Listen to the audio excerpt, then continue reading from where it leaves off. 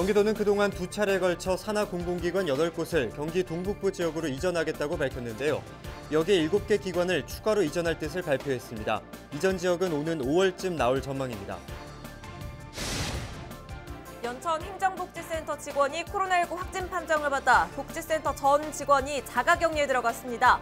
확진된 직원은 남편으로부터 감염된 것으로 알려졌습니다. 양주시 과밀학급에 대한 지역의 민원이 오래전부터 있었는데요. 드디어 해결책이 나왔다는 소식이 있습니다. 율빛초등학교와 옥빛중학교 등이 신설된다는데요. 박태희 경기도 의원에게 자세한 내용 들어보겠습니다. 입춘이 지나고 대동강이 풀린다는 절기상 우수인데 영하의 맹추위가 여전히 기승을 부리고 있습니다.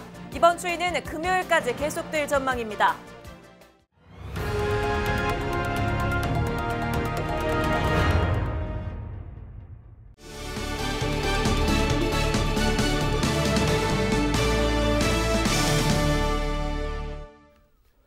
여러분 안녕하십니까? 헬로티비 나라뉴스입니다.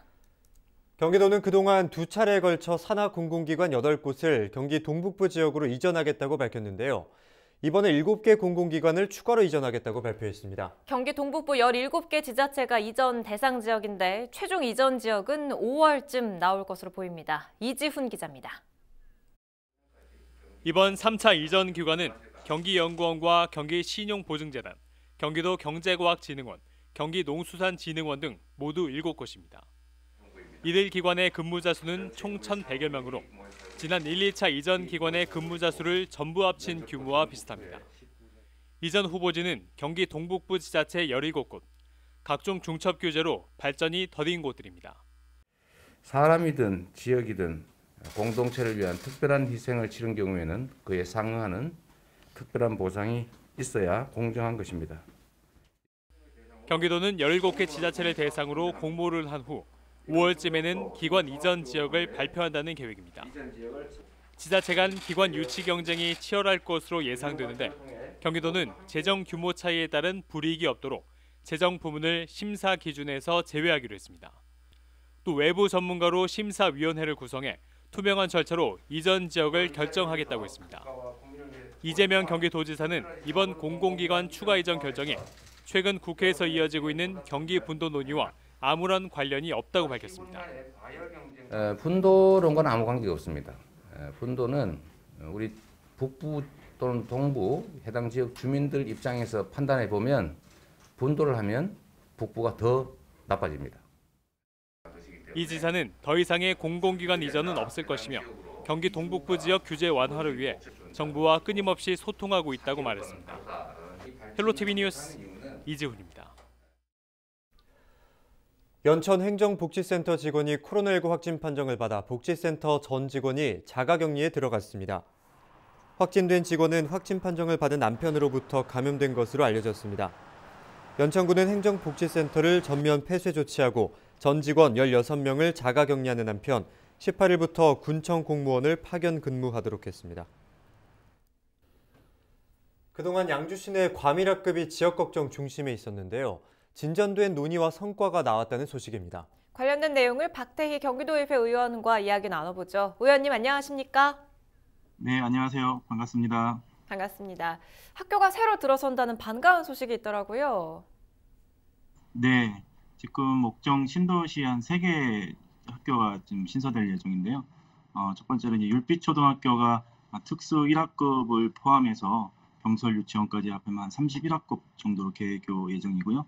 그다음에 옥빛중학교하고 옥빛고등학교가 각각 특수학급 1학급을 포함해서 한 20학급하고 9학급씩 신설될 예정입니다. 네, 기존의 학교들에 대해서도 재정비가 필요하다 이런 목소리도 있었는데요. 이번에 증설되는 학교도 또 있습니까? 옥빛초등학교가 지금 현재 42학급으로 지금 그 개교를 지난번에 해서 학생들이 등교를 하고 있는데요. 4학급이 늘어난 46학급으로 증설됩니다. 증설되는 이유로는 이제 인근 옥정신도시의 아파트가 입주를 올해부터 시작을 했어요. 그래서 그 입주민들의 의견을 반영해서 옥빛초등학교로 통합구역이 확정됨으로써 4학급이 증설될 예정이고요. 현재 학급 증설됨으로써 필요한 소요 예산들은 이번 추경을 통해서 편성할 계획입니다. 그래서 학생들이 시기에 맞춰서 등교 잘할 수 있도록 차질 없이 진행할 계획입니다. 네.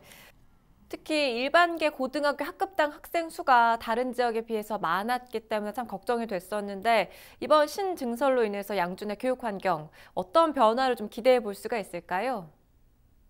네, 앞서 말씀드렸듯이 옥빛고등학교가 개교를 앞두고 있습니다. 학급당 학생분 한 22명 정도 되고요. 전교 학생이 한 176명이 아마 될 것 같습니다. 그래서 올해는 그렇게 개교를 하고 향후 37학급이 37학급으로 늘려서 학생 수가 한 900명 정도로 늘어날 계획입니다. 옥빛고등학교로만 봤을 때는 학급당 학생 수가 타 시군에 있는 학교에 비해서 적정한 수준인데, 네, 하지만 이 양주시 전체로 봤을 때는 지금 29.4명으로 상당히 높은 편입니다. 그래서 지난해 이 학생 수 조정 당시에 경기도교육청에서 옥빛고등학교가 신설됨을 이유로 다른 타 기존에 있는 학교의 학급수를 좀 줄이려고 계획을 세워놨다가 저희가 저희 도의원들이 좀 지역의 현실을 제대로 반영하지 못한 계획을 세웠다는 그 이유로 저희가 일단 재조정 건의를 했었고요.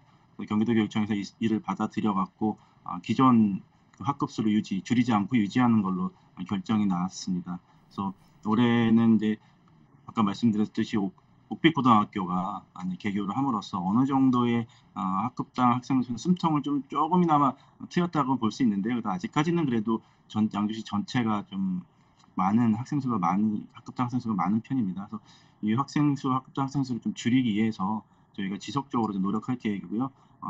지금보다 훨씬 더 좋은 학습 환경을 만들기 위해서 좀 노력할 계획입니다. 네, 그나마 숨통은 좀 트였다는 입장이십니다. 자녀 교육 문제는 양주 시민의 최대 관심사가 아닐 수가 없는데요. 그런 만큼 올해 교육 관련 의정 활동에 의지가 남다르실 듯합니다. 각오 한 말씀 해주시죠. 양주시가 현재 인구 유입 속도가 상당히 좀 빠르게 늘어나고 있습니다. 특히 이제 30대, 40대, 50대 연령층의 인구가 좀 늘어나고 있는 편인데요. 이 30대에서 50대 연령층들은 이제 경제 활동이 상당히 활발한 세대들이에요. 이 경제 활동이 활발한 세대들이 늘어나고 있다는 것은 그 양주시가 지역 경제는 물론이고 또 지역 경쟁력에 있어서 좀 더 좋아지고 있다라고 좀 저는 판단하고 있고요. 그런 면에서 양주시가 앞으로 좀 더 경기 북부의 중심 도시로 발전하지 않을까 싶습니다. 또 이 경제 활동이 또 활발한 이 세대들의 거주지를 결정할 때 가장 우선시하는 게 교통 인프라하고 교육 환경 여건이거든요.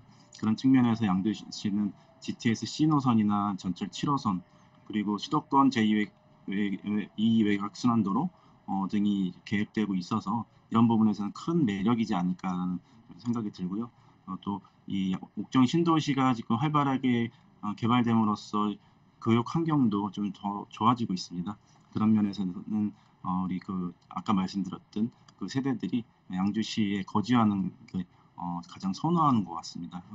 앞으로 옥정 신도시나 회천 신도시가 개발에 더욱더 박차를 올릴 건데요. 그럼으로써 또 인구 유입의 속도에 맞춰서 그에 또 맞는 또 학교들이 신설될 수 있도록 국회와 협력해서 좀 노력할 계획입니다. 그리고 아직까지 학교 체육관이 건립이 안 돼 있는 학교들이 상당히 많이 있어요. 그래서 학교 체육관이 빠르게 설립될 수 있도록 좀 발빠르게 움직일 생각입니다. 또 양주시의 또 문제가 양주시 안에서도 지역 격차가 좀 일어나는 부분이 있습니다. 특히 교육 환경에 있어서도 그렇고요. 그래서 양주시 관내에 있어의 교육 격차 해소에 있어서도 좀 관계 기관과 또 전문가분들, 특히 학부모님들과 좀 더 많은 소통을 해서 그분들의 의견을 모아갖고 지역 격차 해소 방안을 좀 모색해서 교육 격차뿐만이 아니라 여러 가지 논의들을 좀 이뤄내서 좀 잘 만들어 볼 생각입니다. 네, 교육 환경 개선에 앞으로도 애써주시길 바라겠습니다. 오늘 말씀 고맙습니다. 네, 감사합니다. 네, 지금까지 박태희 경기도 의원이었습니다.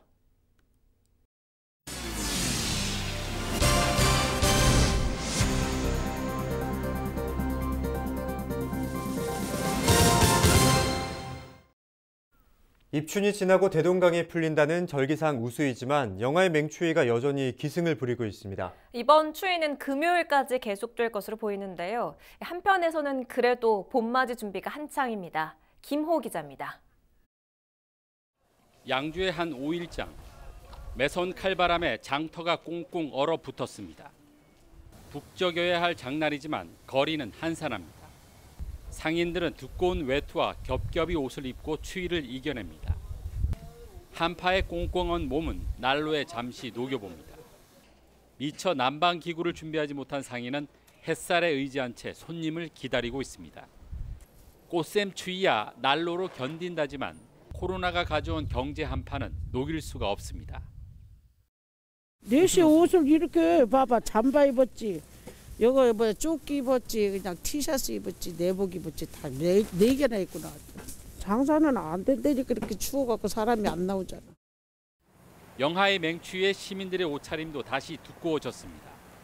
추위를 피하기 위해 모두 발걸음은 빨라지고 살을 내는 칼바람을 피하기 위해 모자와 목도리로 중무장을 해보지만 옷 속을 파고드는 한기는 피할 수가 없습니다. 지금 너무 추워가지고요. 속에 겹겹이 좀 옷을 입고 나왔더니 그래도 좀 춥네요. 우리 노인 같은 사람은요. 갑자기 추워지면 이 다리가 편안치가 않아요. 그러니까 걱정이 되죠. 완연한 봄 기운에 녹았던 저수지는 수은주가 영하로 다시 내려가면서 꽁꽁 얼어붙었습니다. 단단한 돌을 던져도 깨지지 않을 만큼 한겨울 빙판장으로 다시 돌아갔습니다. 최근 날이 풀리면서 강태공들로 붐볐던 낚시터는 한파가 찾아오면서 휑하니 비었습니다. 영하의 맹추위가 다시 기승을 부리고 있지만 화원에선 봄맞이 준비가 한창입니다. 수줍게 꽃망울을 드러낸 프리지아부터 노랗게 만개한 카라와 연보랏빛 수구까지 곧 다가올 봄을 알리며 자태를 뽐내고 있습니다. 바깥에는 추운데 이제 조금 있으면 봄이 와서 손님들이 꽃 주문을 많이 하실 걸로 예상돼서 미리 분갈이 작업을 하고 있는데요. 이제 그런 작업을 하면서 화분에다가 손님 오시기를 기다리면서 심고 있습니다. 한파가 계속되고 있는 경기 북부는 17일에도 아침 기온이 영하 12도를 오르내리는 강추위가 이어지겠습니다. 이번 추위는 금요일 낮부터 풀려 주말과 휴일에는 예년 기온을 회복하겠습니다. 봄이 왔지만 봄같지 않은 날씨. 하지만 소리 없이 봄은 우리 곁으로 다가오고 있습니다. 헬로티비 뉴스 김호입니다. 경기도 특별사법경찰단이 품질이 낮은 가짜 석유에 대해 연중 수사에 나섭니다. 중점 수사 대상은 가짜 석유 제조와 저장, 운송이나 판매, 미신고, 정량 미달 석유와 무자료 석유 등입니다. 가짜 석유를 제조, 보관이나 판매할 경우 5년 이하의 징역이나 2억 원 이하의 벌금을 받게 됩니다. 또 위반 사업장은 사업 정지나 영업장 폐쇄 등 행정처분을 받을 수 있습니다. 경기도 2차 재난기본소득 신청률이 70%를 넘어선 것으로 나타났습니다. 경기도는 지난 1일부터 시작한 재난기본소득 온라인 신청을 통해 지금까지 947만여 명이 신청해 70.5%의 신청률을 기록했다고 밝혔습니다. 지급수단별로는 신용체크카드가 53.8%, 지역화폐가 14%였으며 지급액은 전체 68%인 9,681억 원으로 집계됐습니다.